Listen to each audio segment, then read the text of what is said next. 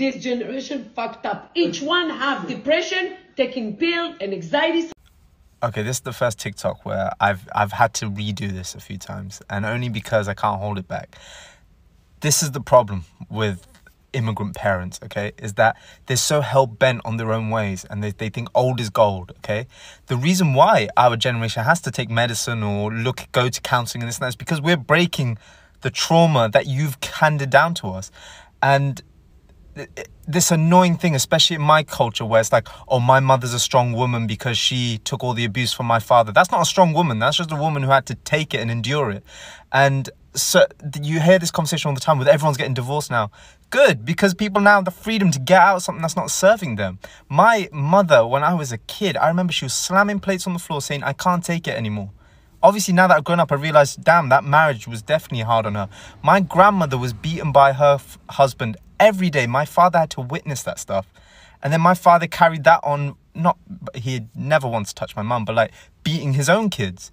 So this thing always trickles down. And yes, it will get to a stage where one generation will be like, enough is enough. I'm going to stop this. I'm going to put the work in. And I don't even know why I'm getting upset. And this is the problem, is that we have this thing where it's like old is gold, or everyone's messed up, this new generation, so we can soften. No, we're not. We're just putting in the work. We're fixing things, which is hard. I'll be honest with you right now. It's very easy to punch someone, to hit someone, to get mad. It's very hard to just sit there and think, what do I need to do next? And every counselling session I go to, there's so many moments where I'm like, my father should be here. This shouldn't be me. That I have to take on all this responsibility and all of this pain to fix the problems that they caused. And this is what immigrant parents do. Yes, it's beautiful. It's great. You guys gave us so much. But you guys also have to accept that you've given us this bad thing as well. And she goes on her post about, oh, I had 13 brothers and sisters and I would ask my mum, where would I sleep? Is that normal? Is that a good thing? No, obviously not.